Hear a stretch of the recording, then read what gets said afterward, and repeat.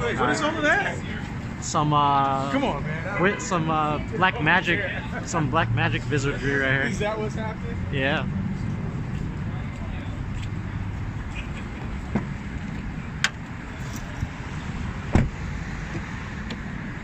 Snap. All right.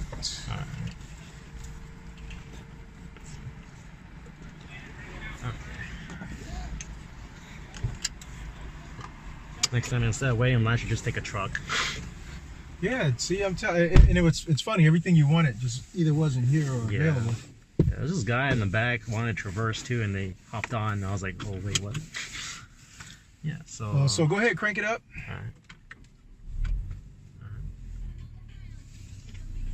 Should be pretty straightforward. And yeah, whenever you're ready, you can go ahead and adjust everything. And all right. Yeah, it should be fine. So, what's you guys' names? Chian. Chian. Yep. And I'm John. John. I'm Walter. Hey. Nice to meet you guys. Nice all to right. meet you too. So again. It's nice to meet you too, is it? Yeah. All right, John. How you doing back there with the space? I'm not crushing you. Space. Yeah, there's plenty. All right. I'm good right here. All right. All right. So yeah, we can go ahead and pull on off and. Okay. So just let me know where to go. Yeah, we're just gonna go down 2 lights and make a right turn at Park. Oh, in front. Mm-hmm. Okay. Make a right or left, you said? Right. That second red light, we're gonna cut around that way, and we just kind of wrap around the building, basically. Sure. So, are you familiar with this vehicle? No, I mean. No, this isn't my most versed vehicle. I'm still kind of the new guy here at Chevy. Yeah, sure. No. I'm just comparing this to like a RAV4 or CRV type of thing. Oh, okay. Okay. Now, have you been in either? Yeah, I've been in a RAV4. I mean, we own a RAV4 right now. All right, gotcha. How about the new RAV4? Just been in one right now. All right, cool, cool. So what do you think so far? Just by hopping in and looking at it, what do you think about the difference between the two? So, be honest. Yeah, just making sure that it has Android Auto. Oh, yeah. Well, RAV4 doesn't have that. Yeah, not yet. Well, what do you mean not yet? It may not have it. Yeah, well, You know. I think they're probably going to update it soon or something. Right here, we can make it right. Yeah. Well, it's not necessarily that RAV4, it's not that they have an option or need the option to update it. Right. It's whether or not they're going to do it. Oh, yeah. That's the thing. Just because Toyota, they don't really like to work with Google and Android. Yeah. So they may not have it. And I'm an Android user as well. Oh, yeah. You know, so that is like a huge downside, especially nowadays when for people who actually use Apple CarPlay and Android Auto, right? You know, to not have one of those to match your phone, it's the same as they need to start making these a little bit bigger.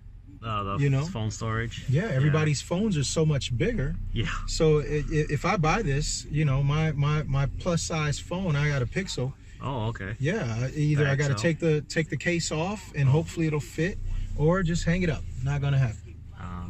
So, you know, there are some things that all car companies need to update. But like you said, with Toyota, they don't have that Android Auto. Yeah. And I think that's I think that's going to be a downside for that RAV4. Yeah. The thing is, it's not the most important thing in the world, but it's a nice to have sort of like thing. Right. Yeah. Oh yeah, definitely. Oh, yeah. A lot of convenience features, because that's a convenience feature. Right. But at the same time, nowadays, many convenience features you can also look at them as a safety feature. Oh yeah. Because you think about the use of these. Yeah. It's convenient to have it, but at the same time, we're not looking at our phones and doing this, and we get everything we need right here from our phones. So it's convenient, but it's also safer. Oh yeah. You know, so that's things like the lane departure assist, pedestrian detection, all of these things. These are safety features. But at the same time as well, they are convenience features, and I'll be happy when a lot of car companies say, no, these are just strictly safety features, and that's what they're going to be. Right. You know, adaptive cruise control, all of those things are safety features as well, as far as I'm concerned. Yeah. Yeah. Now this one is I think this one is the V6 here. Oh, this is the V6. Yeah, no, this one is a 2.0. Your turbo. Yep. So did it have a V6 option at all? For the we're in the Equinox. Equinox. There you go. I've been in a lot of cars a day. Been in a lot of cars for the last 4 days. Yes. So you already know they have the 2.0, they got the turbo, and they also will have the diesel. Okay. Oh, diesel too. Yeah. So 1.60, so I believe that you'll get with that one. Yeah. This one price wise is sitting at 38,000. Oh. This particular one. Okay. Every vehicle that we have out here is pretty much top of the line vehicle except for our Colorado. Oh, okay. So with this one being a Premier, you're looking at 35, and then with options package is going to put it at 38. Oh, okay. Yeah, because the thing is, like, for this segment of cars, I'm just not fond of like 4 cylinders, especially with turbos. I don't know how long they're gonna last, but the main thing being, you know, it's just not as smooth on the highway as a V6. Right here. Oh, okay. As a V6 would, you see what I mean? Yeah. Yeah, because people will buy this like looking for, like, you know, RAV4 and stuff like that. But the RAV4 has a naturally aspirated, which is what I really like. Yeah. Well, what I also noticed about the RAV4, I think it's a great car, but I drove it as well too. The pickup on that thing is quite laggy. Okay. Yeah. It is quite laggy, and which we all know with a turbo. Oh, yeah. You know, 2.0 turbo, you're going to get that turbo lag. Right. You know. My modern cars aren't as bad with turbo lag, but the thing is, But the thing to me is, like, this one lags for an understandable reason. Oh, okay. You know, you don't want that speed going. Yeah, but when you have your naturally aspirated engine with nothing added to it, and it lags quite a bit. Yeah. Again, I think the RAV4 is an awesome vehicle. Yeah. You give me the buttons in tech, and I'm happy. And that RAV4 is loaded with it. Right. You put the Android Auto in the RAV4. That's a no-brainer for me. But for this one, I just honestly, for me, if it was between that and this one, I would definitely jump into this one here because I personally like the 2.0. I like the 4-cylinder turbo. And although we're making a right. Although on this route we don't really have an open space when we get a little bit of traffic. We don't have an open space to really give it some gas. But this thing picks up. Yeah. It picks up surprisingly quick. Yeah, because the thing is, I would like a V6 for that refinement, not really for the speed and pickup. You know, like just on highway speed, just feels a lot. Yeah, just for a little bit more smooth drive. Because these cars are really heavy, like for what it is. Yeah, like 35 to 100 pounds. You know, I'm expecting, like, you know, a little more.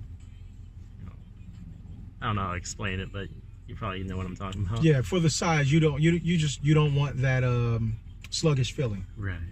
Yeah, you don't want it to seem like when you're stepping on the gas, the car is crying to get where it needs to get. Right. You know? Yeah, no, I know what you're saying. Yeah. Now talking about the 4-cylinder turbos. Have you ever driven Ford's 4-cylinder turbo? The EcoBoost stuff? Yeah.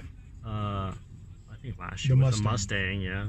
Yeah, because that, to me, that's the one that really tells you, you know, how it's gonna. Even when you stepped on this one, you can feel the pickup, but you heard a little bit of the 4-cylinder, you know, push. Yeah. And that's how pretty much all of them are. Yeah. But they still do have that. They still do have the pickup that you're looking for. Yeah. I don't know. I think ever since they started really doing 4-cylinder turbos in vehicles, as far as reliability and everything else that goes along with it, after the first 3 or 4 years, I feel like they kind of figured it out. Yeah. And these types of vehicles aren't making as many visits to the dealership. You know. Yeah. They're not doing so many trips to the dealership anymore. Yep.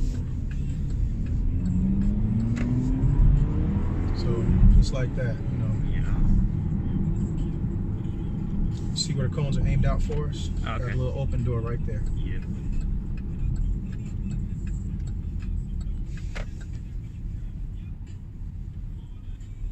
You can pull on up a little bit more. All right.